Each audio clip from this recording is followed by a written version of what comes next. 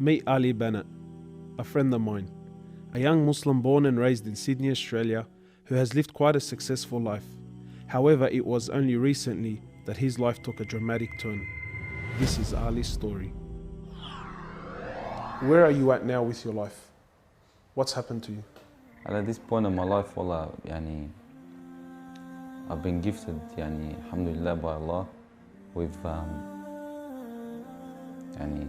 cancer throughout my body, and I've changed my whole life to sort of helping people. Why do you call it a gift, Ali? And alhamdulillah, it's a gift because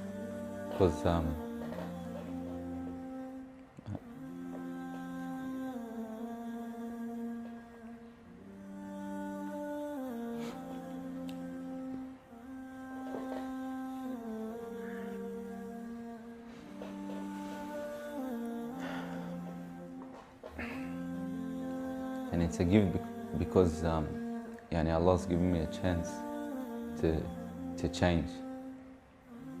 What has having cancer, what has it opened your eyes to? SubhanAllah, everything in life, even the smallest gift, like breathing fresh air.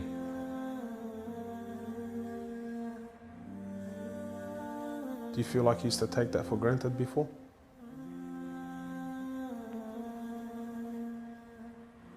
How long have you had cancer for?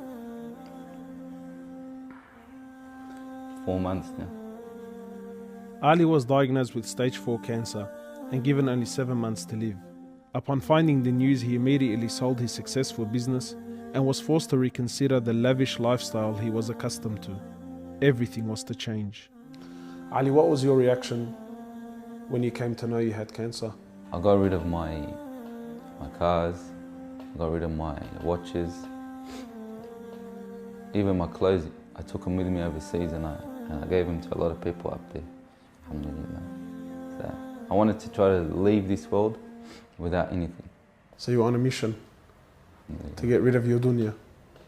It wasn't until Ali invited us into his room that we truly understood the luxurious lifestyle that he was living and the extent of the sacrifice that he was making. What's all this, Ali? Talk to me, explain this. It's a bracelet, costs about $60,000. $60,000. Yeah. What do you have in these boxes, Ali? They're all my shoes, alhamdulillah. Louis Vuitton? All Louis Vuitton. How much is something like this worth, Ali? They're probably about $1,300. How much you pay for that, Ali? About $700. Thongs. For a pair of thongs, yeah. So what's happening with the sunglasses here, Ali? I just like collecting different sunglasses. Yeah? I've got rid of a lot of them. I gave them to a couple of brothers in Africa, alhamdulillah. So you're telling me there's a kid in Africa that's walking around with Louis Vuittons and... Can I try one of these hats on? I've only mentioned them in my talks like 100 times. You can try the red one on. It's limited edition one. Barakallah. What do you reckon else? Sheikh Gucci. Ali's interest in the dunya has left him abruptly and no longer holds a place in his heart. So Ali, what do you feel now like when you look at this?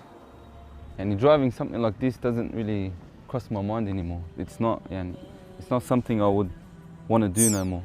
After someone tells you, or you find out that you're sick, or you haven't got much time in this life, wallah, this is the last thing you would want to chase. And this is how we should be living our life every day. Car like this, people would love to be in it, people would love to own, people would love to drive it. Wallah, they're going for the wrong goals.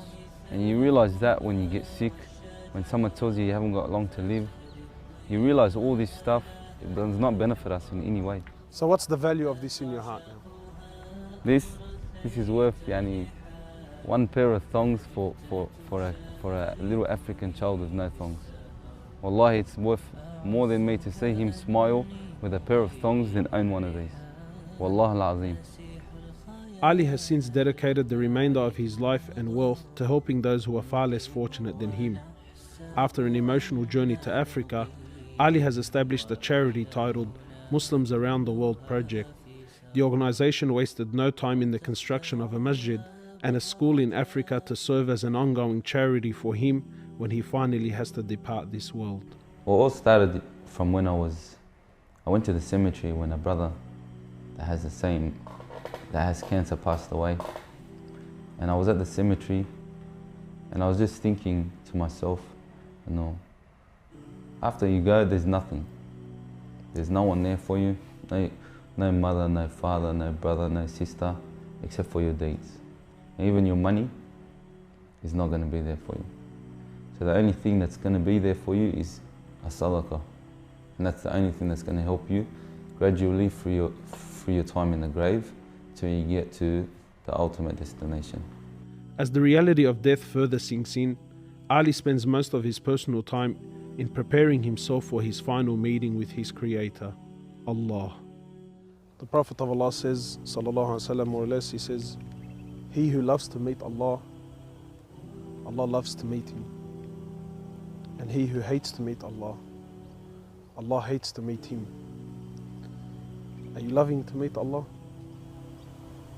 Because of this cancer, I've been advised by one of the brothers to take a special drug to help me with pain and stuff. And subhanAllah, it's very strong. I took a bit too much and I came into a whole different world within not knowing where I was, and it was very hard for me. And subhanAllah, I actually seen things I've never seen before. And my family were there all standing around me, and I was pointing up and I was saying, Ya Allah, take me. And it was that beautiful what I was seeing, I just wanted to go. And the next day, subhanAllah,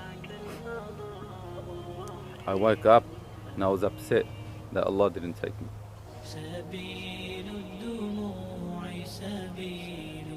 Well, I ask Allah subhanahu wa ta'ala to purify you and to give you shifa, to keep you around us for a long time.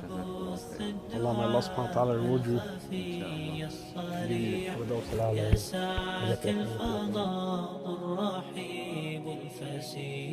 سبيل الدموع سبيل مريح تنهد يا صاحي كي تسترث الدعاء الخفي الصريح يسعك الفضاء الرحيب الفسيح سبيل الدموع سبيل